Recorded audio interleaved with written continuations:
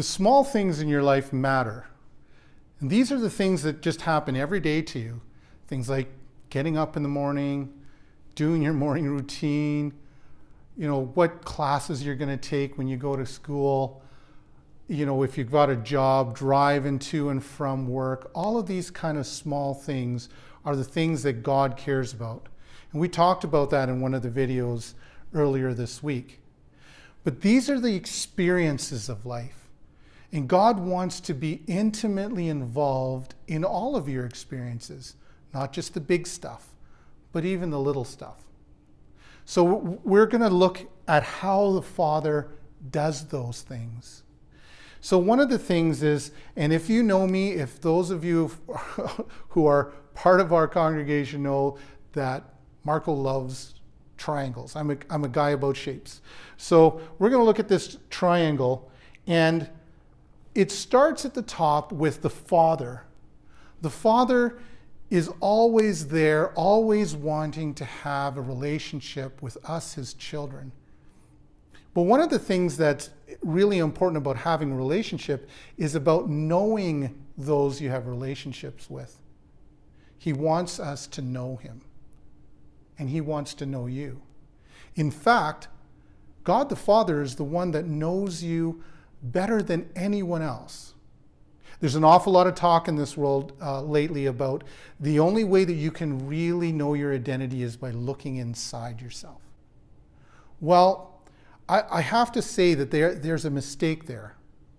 I was researching a lot of things about it, about the whole thing about the fear of being left out and how that motivates us in all this digital world. There's a lot of people who they have to have their phone with them at all times. They're checking it every 10 minutes or some people every 30 seconds. And it's because they have this fear of missing out. And it's called FOMO. Well, as I was doing that research, there was a New York Times piece that said, well, you really have one of two choices. Either you're worried about what everybody else thinks of you, or you're worried about what you think of you.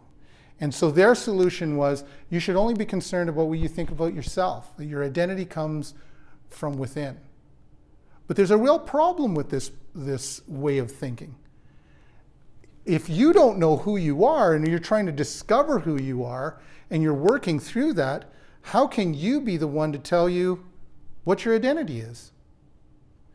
There's a third option other than just others telling you who you are and trying to discover it in your heart. The Father, the one who created you, the one who loves you, the one who made you from nothing, the one who has purpose for your life, is the one who tells you what your identity is and who you are. You have a good source. And rather than trying to figure it out and be lost on your own, which is, I think, how so many people feel, you can go and find out who you are from the source. But God wants you to understand something. The very first thing that he finds and gives you identity about is his own identity, not just yours. Genesis tells us that we were made in God's image. Genesis tells us that when God created us out of the dirt of the earth and he formed us, he says he made us in his own image. So for us to understand who we are, actually have a real understanding of our own identities, we have to start with knowing who God is. So the Father first gives us his own identity and tells us who he is. It's one of the great things about the Christian Bible. From start to finish, from Genesis to Revelations, God is just telling us more and more about himself and how he operates. That he's a God who loves us, and that he's a God of justice, that he's a God who cares about those things that seem insignificant. He cares about the poor, about the weak, about the outcast. God tells us his heart and lets us know his character. And because we know who he is, we start to begin to get a glimpse of who we are. Who we are as people, who we are as the human race, who we are meant to be. And so as we do that, we build a relationship. And relationship starts with a knowing. So then God starts to begin through faith to tell us about himself. So faith actually comes from the Father down to us. It's not something I can conjure in my own heart. Like, I just got to, the more times I tell myself, I believe, oftentimes it just tells me that I have to convince myself. The Father wants you to know this, that through his Son Jesus, we have access to this faith, and that he pours it into our lives as we look up to the Father. But that's not where it ends. It then means that we have to have a response to that relationship. I'll give you an illustration. When I was a young single guy, and I was looking, trying to find a mate for my life.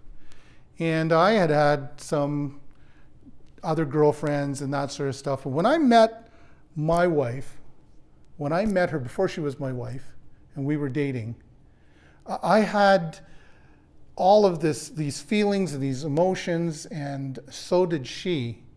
But they would have went nowhere had we not acted on how we felt about each other. We had to actually build a relationship. It meant that there was a response. And so if the girlfriend I had, and I had never actually responded about how I felt, we would never have got married. We'd never move past just a casual relationship, friendship. But it's because we responded to that. And one day, I bought a ring, took it to her. Actually, our story is really funny. I'm so impulsive. I had this whole plan. I was going to take her out to this really romantic place on the lake, get down on one knee, ask her to marry me. But I was just so excited, and the ring was actually in the glove box of my car. And while we were sitting in my best friend's driveway, I said, "You know how I told you I loved you?" "Yeah." "Well, when I said I love you, I meant it for life." And then I reached over, opened the glove box, and we did it right there in the parking lot. And I asked her to marry me. Of course, she said yes. She then made me go out to the end of this pier in the middle of Lake Ontario and do it correctly and do the response the way it was right. But the point is, we have to respond to those we're in relationship with. It's not good enough to just go through the motions of knowing. Knowing needs a response. It means that we have to do something about it. And in Christian language, it means that we obey God. We follow him in obedience, and we submit to that. So the important thing is that we understand that we're submitting to God and to what he wants from us. But you notice the order here in the relationship. God first tells us who he is. And then he first tells us who we are. It doesn't work the other way. It's not like we go to the Bible and we find all the rules and regulations, we keep them all and keep the rules the way they were supposed to be kept. And that's how we get God to love us or approve of us. It doesn't start there. It starts with him giving us, through faith, an understanding of who he is and who we are. And then it moves from there towards obeying him. Because faith is really trust. Do I trust him? And can he trust me? We often talk about faithfulness, not just faith. And we know that faithfulness is really the fact that we're trustworthy, that we follow through on the things that we're entrusted with. So faith works both ways. It's not just that we have faith in God and we trust him, but that he also trusts us. And we show that trust through our submission and our obedience to him. Now, we can do this the wrong way around, and this is what we call works-based legalism, where we start with obedience, trying to earn that relationship with God the Father. And that's why that doesn't work, because it misses the whole piece about the identity and the trust relationship that we have with God the Father and with us. So this is the final piece of the triangle. This is worship. So worship is not what we often think of. Often we think of worship, we think of like music, singing, or maybe we might think of coming to church and whatever our rituals are about church. If you recall this past week, we talked about clearing away the clutter and some of the religious clutter that's in our lives. And worship is really our offering to God those things in our life that are in submission to him and are obedient to him. So we can worship God. Martin Luther often said that if you were a street sweeper, sweep with all your heart, because that's worship unto God. And so whatever it is that your hand finds to do, you do with all your might, the Bible tells us. So these are the things that we do that are worship to God. The other thing about worship to God is often our attitudes of our hearts. What is it that it's at the depth of our heart that we give back to God? Are we grateful? Do we give him praise? Do we honor him because the very life that we have and the very breath that we have comes from him? Are we aware of the small things like miracles that he does in our lives?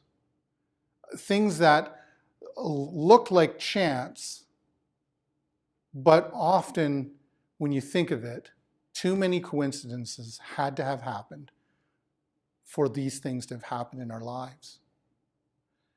These are the little things that God does and interacts in our lives that we give back to the Father in worship. And as we do, we begin to realize that we are experiencing an intimate relationship with God. I just want to talk really quickly about the idea of intimacy. And this word gets used an awful lot in our kind of North American language, and especially within Western church language. We often talk about having intimate, friendships, and we should have an intimate relationship in our small groups, or these sort of words get used. But intimacy is really something that is reserved for very, very, very close relationships. And in our day and age, after the sexual revolution of the 60s and 70s, often the word intimacy is understood as the relationship between a man and a woman, or a sexual relationship. And truthfully, that is a deeply intimate connection and should be reserved. And this is why marriage is so important and why it is a value that God gives us through the Word, because it is an intimate relationship. But even before that, one of the most intimate relationships is between a mother and a child. In fact, that starts even before a child is born. That child in the womb is so connected to its mother. It's dependent for its very life on that mother. It cannot survive outside of being in the womb. And then even after being born, a child is so dependent, they cannot feed themselves, they cannot keep themselves warm. They're very vulnerable to the outside world. And so they need their mother in an intimate way. And we often see an emotionally intimate bond between a newborn child and its mother. Well, this is the type of intimate relationship God intends for us. So often through the New Testament, we are talked about by Jesus as his children, as God's children. And even the word father is a relational term between a child and a parent. Children give nothing back when they're really small, nothing intentionally back. They're not intending to bless you when they're just newborns. They bless us simply because they're ours. I remember when all of my children were born, each one of them, and when I held them in my arms for the very first time. The connection was amazing. But it wasn't because they were giving me something and they earned my love. I loved them because they were mine. Each one of them was my baby, my kid, my daughter, my child. And so that's the reason I love them, not because of anything they did for me. And that's the kind of relationship the Father wants with us. He wants us to understand that he loves us simply because we're his. Not because you've done anything to earn his love, not because you've done anything that makes you cute enough or lovely enough or wonderful enough for him to love you. He loves you simply for you. And so, as I said at the beginning of this lesson, it's really hard for me to try and teach you how to experience that intimacy. So here's my challenge to you. I challenge you that as the next week goes on, you'll begin to look at the Father and ask him to tell you about himself. He'll be faithful to do that. And then listen for his voice as he begins to tell you about yourself. A mentor of mine many years ago asked me, when you go to the Bible, Marco, what do you go there for? Do you go there for instruction? And initially I said, yeah, actually, that's exactly why I go to the Bible. I'm looking for instructions. So this mentor of mine said to me, do you ever go to the Bible and ask this one simple question? What do you say about me? Father, what do you say about me? So that's my challenge to you this week.